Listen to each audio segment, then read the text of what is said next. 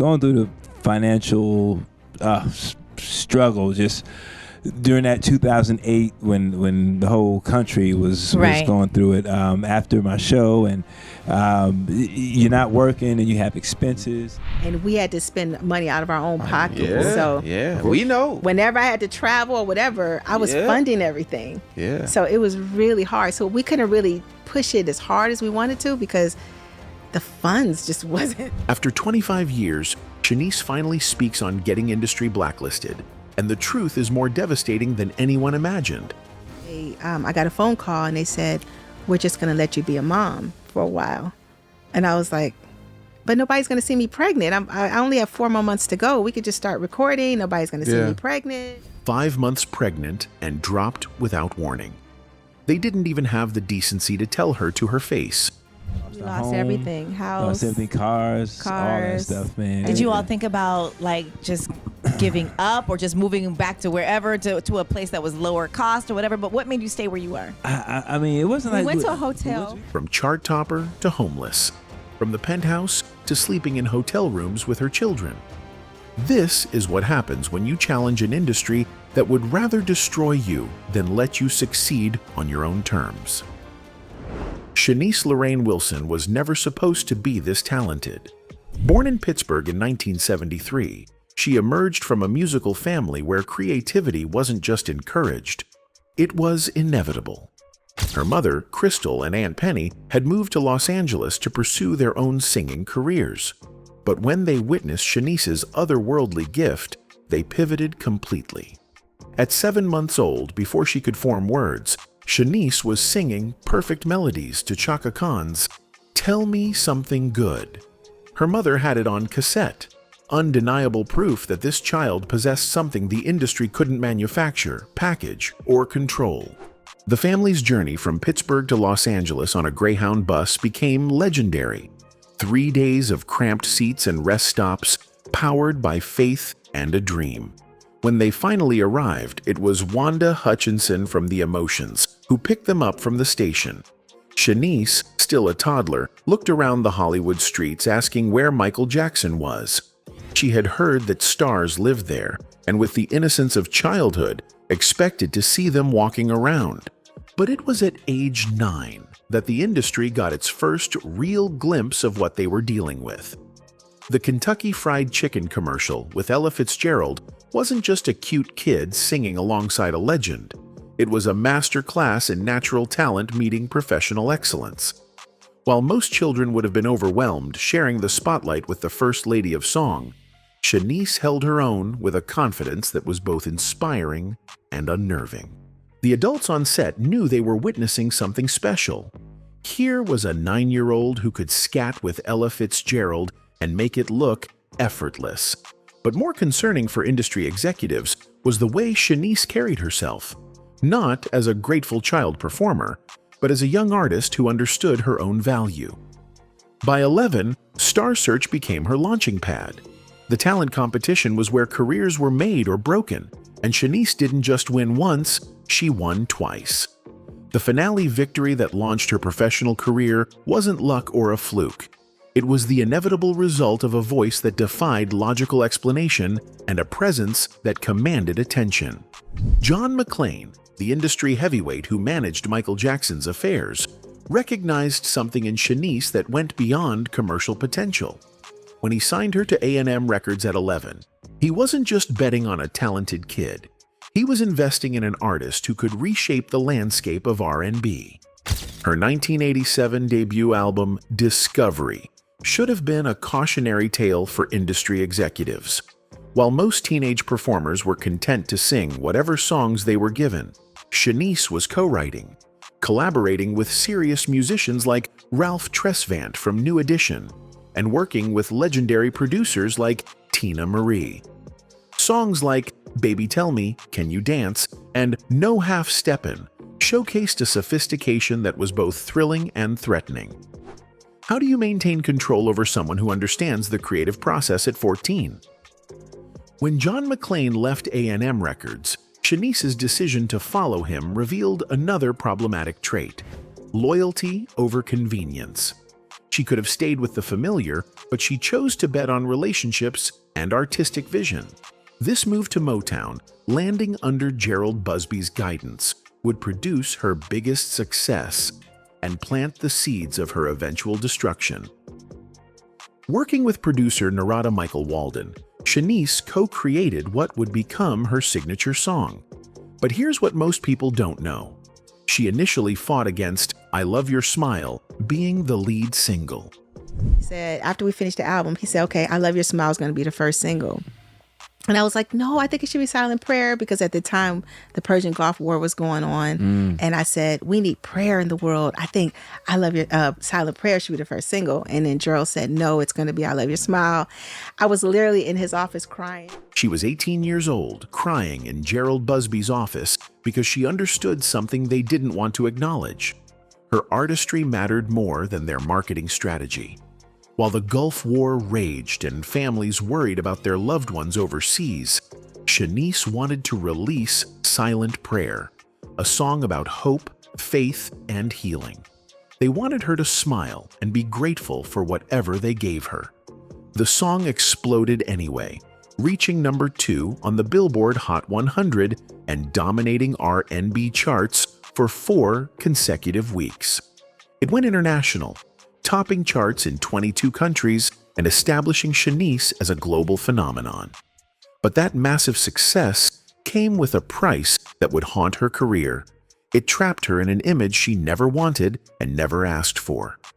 The industry loved Shanice's smile, but they hated everything behind it. Her intelligence, her creative control, her refusal to just be grateful and stay in her lane. They wanted a performing monkey who would dance when they played the music. Instead, they got an artist who understood her worth and wasn't afraid to fight for her vision. By the mid-1990s, Shanice was operating at the height of her artistic powers, but success in the music industry has never been just about talent. It's about knowing your place and staying in it. Her voice could effortlessly span 5 octaves, from whistle notes that made Mariah Carey take notice to deep, soulful runs that channeled the spirit of Aretha Franklin. She was writing her own material, collaborating with top-tier producers, and had established herself as one of R&B's most distinctive and technically gifted voices. But with each display of independence, each assertion of creative control, the industry machine began plotting her downfall. The first warning signs appeared as creative differences, that polite industry term for an artist refusing to be controlled. Label executives at LaFace Records wanted to push her toward a more urban, hip-hop influenced direction, following the commercial success of artists who blended R&B with rap. But Shanice's strength had always been her sophisticated vocal arrangements, her ability to make complex melodies sound effortless. The proposed sound changes would have diminished everything that made her special, reducing her to just another voice in an increasingly crowded field. When she pushed back, suggesting that her artistic evolution should come naturally rather than being forced by marketing trends, the whispers began. Difficult to work with. Not a team player. Thinks she knows better than the experts. These phrases became weapons in the industry's arsenal, passed from executive to executive until they became accepted truth. Projects that should have been automatic approvals started getting mysteriously rejected. Collaborations with other major artists were canceled at the last minute with vague explanations about scheduling conflicts or creative differences. When Tank and his writing partner proposed collaborating on songs that were originally written for her, like So Hard to Say Goodbye, the labels would suddenly decide to give those tracks to other artists like Coco from SWV. The message was clear: play by our rules or watch your opportunities disappear. The systematic sabotage extended beyond just her solo career. When she was performing as the opening act for NSYNC during their massive arena tour, exposing her to thousands of new fans every night, her label pulled financial support, claiming they couldn't afford the tour costs. This wasn't about money. This was about punishment. Removing an R&B artist from the biggest pop tour of the era wasn't just bad business, it was deliberate career assassination. During this period, Shanice watched less talented artists receive the opportunities and support that should have been hers. The industry's preference for controllable performers over genuine artists became impossible to ignore. While she was fighting for creative integrity, others were being rewarded for compliance. Her 1999 album, Shanice, on LaFace Records, represented both her artistic peak and her final chance with a major label. The album featured When I Close My Eyes, a sophisticated ballad that showcased everything she did best: emotional depth, technical excellence, and that distinctive voice that could make listeners stop whatever they were doing just to listen.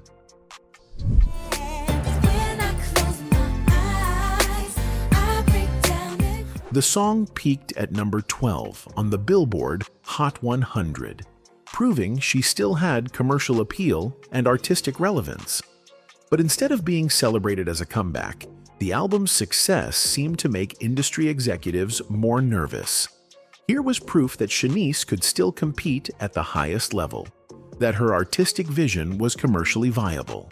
Rather than embracing this success, they began planning her exit. When Shanice married actor Flex Alexander in February 2000, she thought she was entering the happiest and most stable phase of her life. Both were successful in their respective careers. Both were building something beautiful together. Both had bright futures ahead of them. Their wedding was a celebration of love, triumphing over industry politics. By December of that year, she was pregnant with their first child, Imani. That pregnancy would change everything about her relationship with the music industry. The meeting that ended her major label career happened in New York. Shanice was 5 months pregnant, glowing with excitement about both her growing family and her new music. She had been working on what she believed would be her strongest album yet. Songs that reflected her growth as both an artist and a woman. The executive seemed genuinely enthusiastic about her project, discussing promotion plans, tour possibilities, and long-term career strategy. Going through the financial struggle just during that 2008 when the whole country was going through it, after my show, and you're not working and you have expenses. The meeting happened in New York.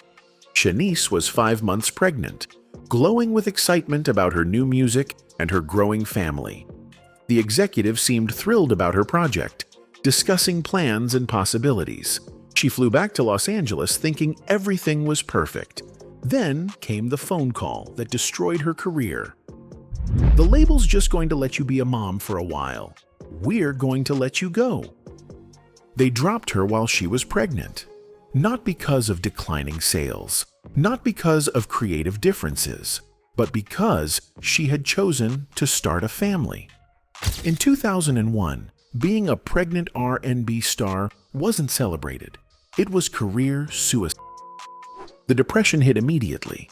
Here was a woman who had been performing since she was 7 months old, suddenly told her career was over because she was having a baby. The industry that had profited from her talent for over a decade discarded her like she was disposable. What made it worse was the silence. No major publications investigated why a Grammy-nominated artist with multiple hit singles was suddenly without a label. No other artist spoke up about the systematic discrimination against mothers in the industry. Shanice was left to suffer in silence. After being dropped by her label, Shanice faced a choice that would define the rest of her career: give up or fight back on her own terms. She chose to fight, not knowing it would cost her everything. For 5 years, she watched from the sidelines as the industry moved on without her. Newer artists were getting the opportunities that should have been hers. The pain of being blacklisted was compounded by the frustration of watching less talented performers succeed simply because they played the game. In 2006, Shanice made a decision that would drain her family's finances, but preserve her artistic integrity. She would go independent. Using their own money, she and Flex funded her comeback album Every Woman Dreams on her own label, Imaja/Playtime. The album was everything a major label release should have been: sophisticated, polished, showcasing her incredible vocal range. Songs like Take Care of You and the title track proved she hadn't lost a step during her hiatus. But without major label backing, promotion, or radio support, the album struggled to find its audience. And we had to spend money out of our own pocket. Yeah, So we know. whenever I had to travel or whatever, I was funding everything. Yeah. So it was really hard. So we couldn't really push it as hard as we wanted to because the funds just wasn't. Wasn't. Every music video, every promotional appearance, every radio interview, they paid for it all themselves. While major label artists had million-dollar budgets, Shanice was funding her entire career out of her family's savings. The financial strain was crushing.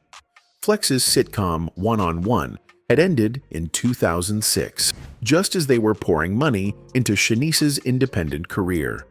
Their income had dropped dramatically, but their expenses remained the same. Their mortgage was $4,000 to $5,000 a month.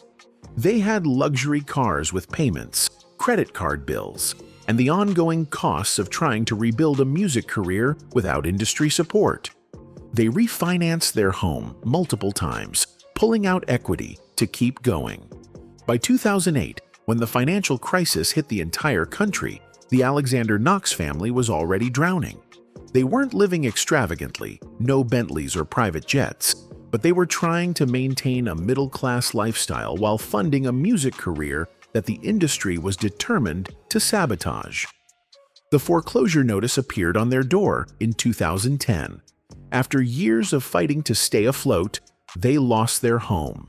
The cars went next, then everything else they had worked for. They moved into a hotel with their 2 young children, trying to maintain some semblance of normalcy while their world collapsed around them. Friends like Martin Lawrence and his then-wife stepped in to help, but the humiliation was overwhelming. This wasn't just financial failure. This was the deliberate result of an industry that had decided Shanice didn't deserve to succeed on her own terms.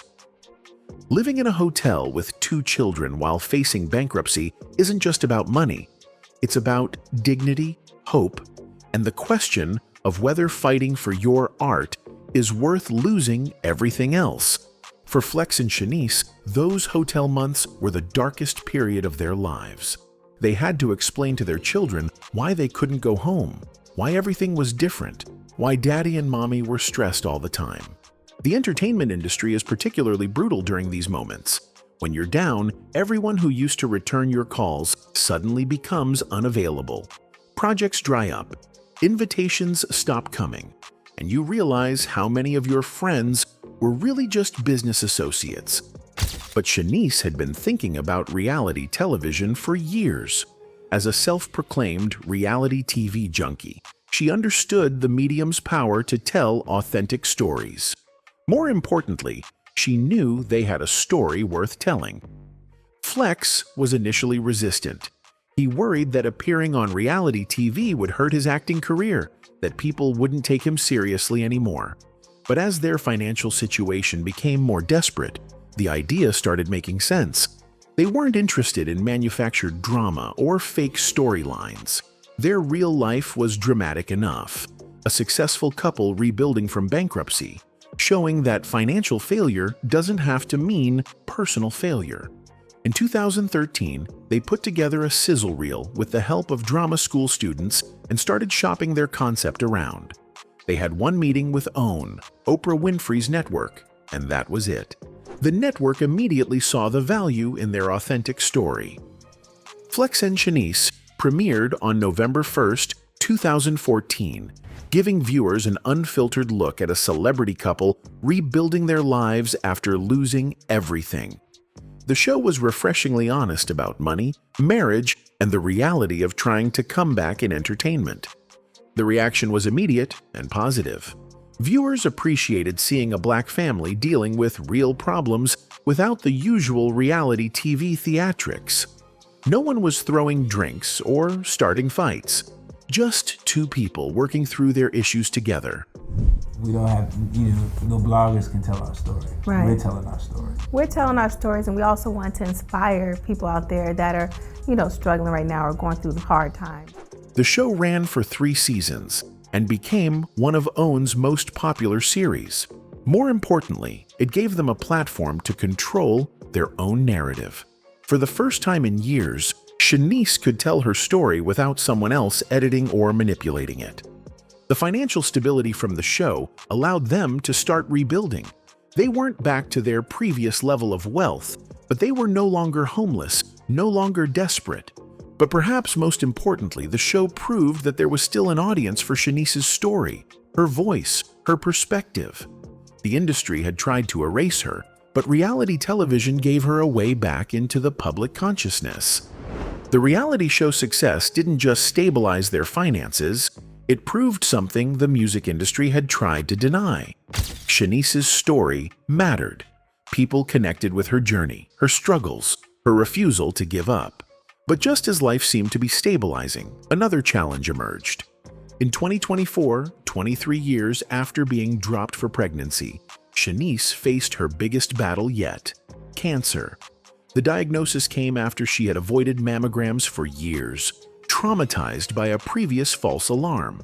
When doctors found cancer in her milk ducts and a 1-centimeter tumor they hadn't detected in initial scans, Shanice made a characteristic decision: take control completely.